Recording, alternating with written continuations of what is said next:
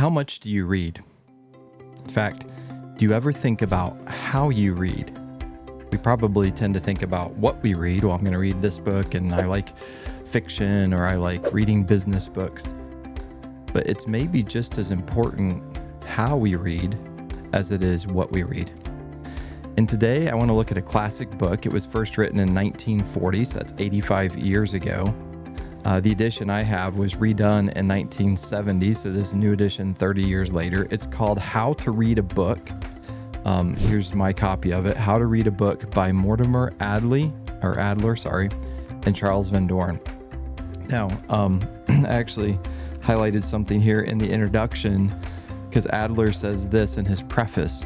If there was a need for how to read a book 30 years ago, as the reception of the first edition of the book would certainly seem to indicate, the need is much greater today.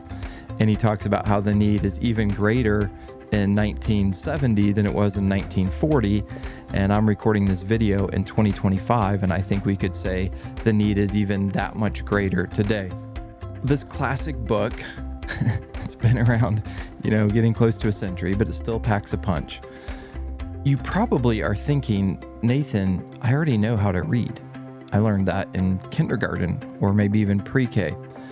But Adler and Van Doren argue that most of us, when we read, we only scratch the surface.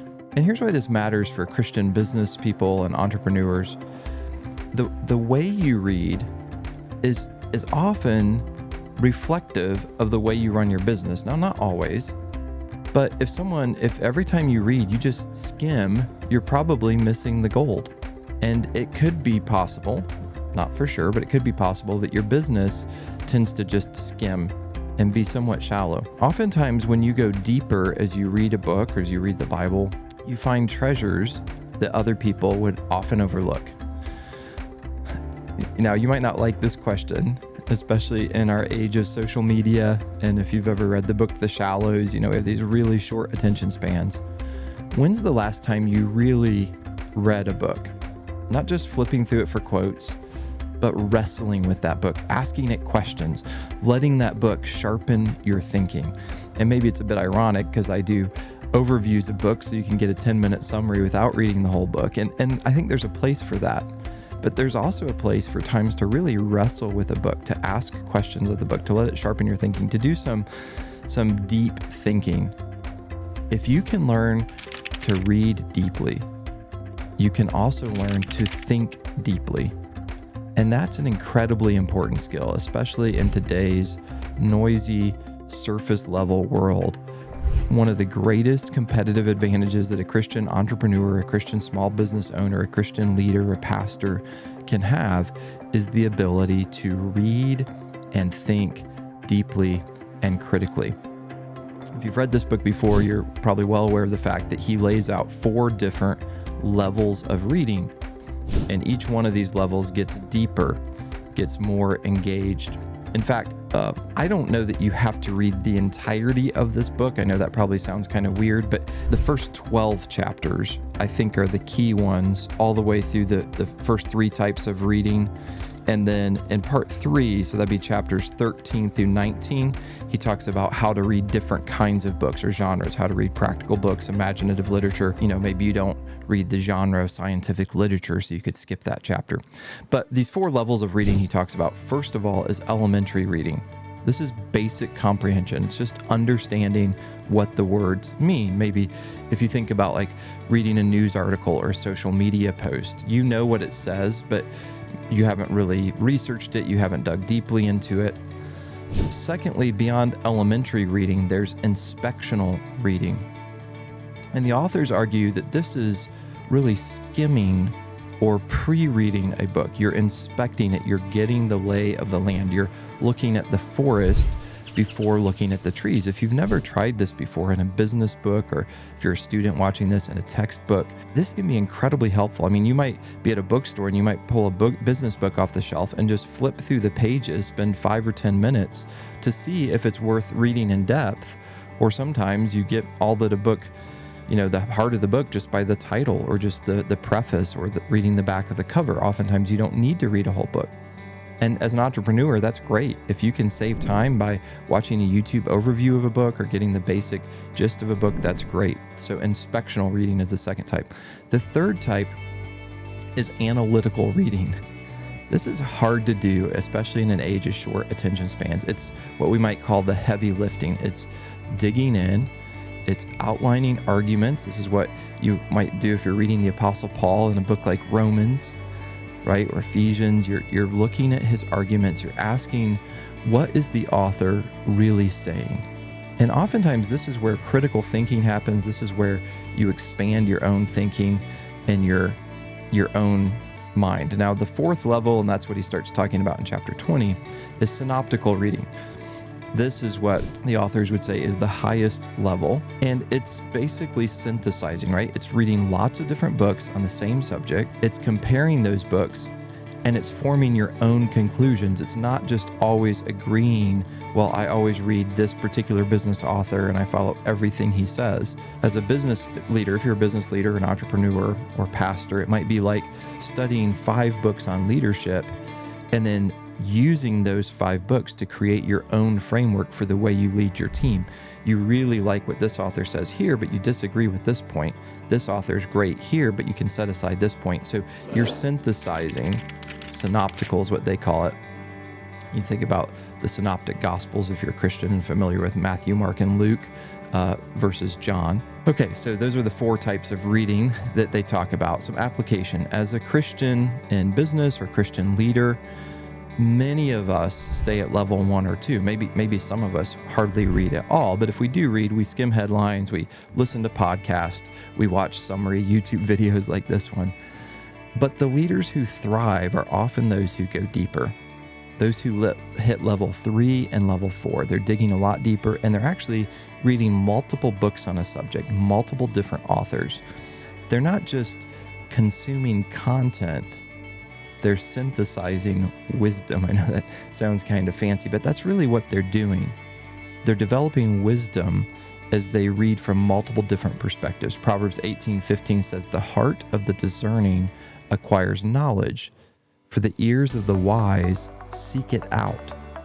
Wise entrepreneurs don't just glance at the truth, they chase it down.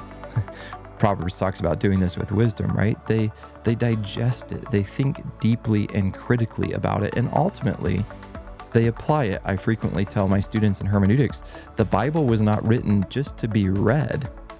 The Bible was not even written just to be understood. The Bible was written to be lived. And in the same way, you can read a business book about how to hold better meetings, but if that doesn't affect the way you actually hold meetings, it didn't do a whole lot of good, right? So let's talk now about asking the right questions, because that's one of Adler's hidden nuggets in this book, is that good reading is about asking good questions. Earlier we had 4 things. Again, he gives 4 specific ways, 4 things to guide every serious reader as they ask those questions. The first question, very simply, is what is this book about? And he's talking here as a whole, not just can I list the 10 chapters, but in summary, what's this book about? Now, once I see the forest, once I know what it's about as a whole, what is it actually saying in detail? So what's it about? That's the first question. Secondly, what's being said in more detail, and how is it being said? So what's it about, the whole book? What's being said in detail? How is the author saying that? Thirdly, is it true? Do I agree with this author? Do I think what they're saying about this topic is true? Now, maybe part of it's true, but part of it's not. Or in some cases, like when I read the Bible, I'd say all of it's true. So is it true either in whole or at least in part? And then the last question, I think the way he says it is, what of it? Maybe a kind of an old-fashioned way of saying, what do I make of it, or how does it apply to me? Okay, now that I've read this book and it argues this way, I know the summary of the book, I know how it's telling me how I should do that. Maybe I agree with parts of it, I disagree with parts of it, but those parts that are true, how does that apply to me? How can I become a better leader because of this? How can I become a better husband because of what I read in this book? for couples or marriages. How can I become a better dad to my 5 children based on what I read in this book? Now, let's make a business connection here. Imagine that you read a book on time management. So at level 1, you're just kind of nodding along, right? At level 2, you pick up a few tips about time management. But at Adler's deepest level, you're starting to ask some really important questions, right? Like these 4 questions. What's the author's main framework? How is he approaching time management as a whole? Secondly, what about the specific advice he gives me for time management? Where is that helpful? Where is it flawed? Or maybe it would be helpful for some people, but I know myself well enough to know that's not going to work for me. What about this question? Does what he's saying align with biblical stewardship of time? Do I think what he's saying is true? Maybe parts of it are true and parts of it aren't. And then finally, that 4th question, how would this book and what I've read and the parts that I agree with, how does that change the way that I schedule my week? And at a very practical level, how I use my time. That 4th question, the way he says it, what of it, or how do I apply it, I think is where we most often stop short. And often it's that question that really is the difference between trivia and transformation, between learning facts so I could be really good at Jeopardy versus actually becoming a better leader, a better dad, a better entrepreneur, a better business owner because of it. James 1:22, if you've ever been in church, you've likely heard this verse before. Don't merely listen to the word. If so, you're deceiving yourself, but do what it says. Be doers of the word and not hearers only, because if you're just a hearer, you're deceiving yourself. And the same applies to business books, or really any kind of book that you're reading, but particularly those that have applicational. I mean, if you're reading a novel, that's a little bit different, but don't just read that book, actually apply the book. Let's talk about this next. Active reading can lead to active leading. I know that sounds corny, but active reading, active leading. Adler's going to insist the more active you are in the reading, the better. Maybe you've heard before that sometimes you should read a book out loud. You might want to read it while you're walking. The more of your senses you can engage as you read it, the better. This is partly why I like reading physical books. I have some of them behind me on these bookshelves, right?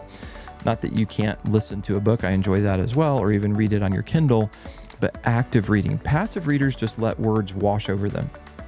Active readers keep their minds engaged, right? They argue with the book. They mark it up. My copy of Adler's book is all marked up. They wrestle with it. And there's a lot of parallels to that in business, aren't there? Passive leaders let the market, the culture, their competitors dictate their moves. Active leaders question assumptions. They test strategies. They don't believe everything they hear on the news. They challenge their teams to grow. Now, think about how you run your meetings. Are you entirely passive? Do you just listen? Do you take notes? Do you nod? Now, those are good things to do, right? You need to be a good listener. It's probably helpful to take notes, nod along. But if you're active in the way you run your meetings, you're gonna press for clarity. You're gonna ask follow-up questions. You're gonna ask, well, why did we do it that way? You're gonna push for solutions. So even becoming an active reader can help you in other areas of business as well. Active readers often become the best active listeners. And that's a huge key for being a really good leader in your realm, church, business, wherever you're leading. Because active leaders and active listeners are the ones who shape industries, not just surviving them. The highest level of reading that the authors talk about, synoptical reading or synthesizing it all together, is about comparing multiple voices and then ultimately forming your own voice, right? Don't just read one book on a topic. Don't read one book on marketing and believe everything it says. Read 5 or 10. Don't just swallow one author's strategy. Compare, contrast. The more you do that, the more you're going to learn. And with anything that you read, those 5 books on marketing, those 10 books on marketing, hold them up to scripture. Let God's word be the ultimate filter for how you act and what you believe. That's how Christian entrepreneurs can avoid fads and build businesses that are based on wisdom. And this is biblical, right? Proverbs 11:14 says, where there's no guidance, people fall. But in an abundance of counselors, there's safety. As we read synoptically, it's like building a panel of counselors. We're learning from many, But ultimately, at the end of the day, we're aligning with God's truth, which is the most important. So here's my final takeaway from how to read a book. Don't just read at the surface level. Anyone can do that. Dig deeper. Maybe I should say, first of all, make sure you're reading. Leaders are readers. But as you read, dig deeper, not just surface level. Ask good questions. What's this book about? Is it true? How can I apply it? What difference does it make to my life? Be active as you read. Mark things up, read with a pen in hand, wrestle with arguments, argue back to the author. Well, what about this? Well, that didn't work when I tried it in business. And synthesize. Compare multiple voices under the authority of Scripture. And for Christian entrepreneurs, Christian business owners, Christian leaders, this isn't just about books. It's about how we approach knowledge itself. We're not called to be shallow consumers.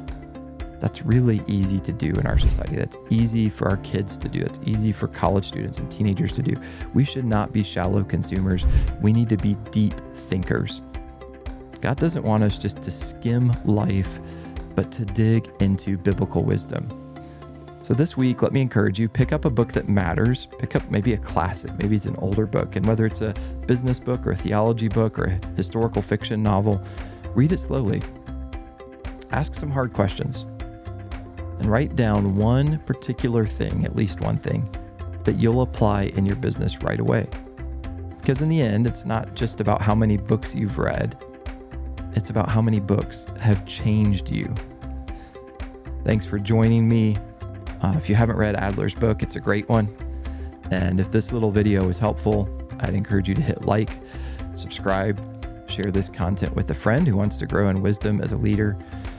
And remember, reading deeply is one way that we glorify God with our minds and steward well the businesses He's entrusted to us. That's a theme I come back to a lot on this channel.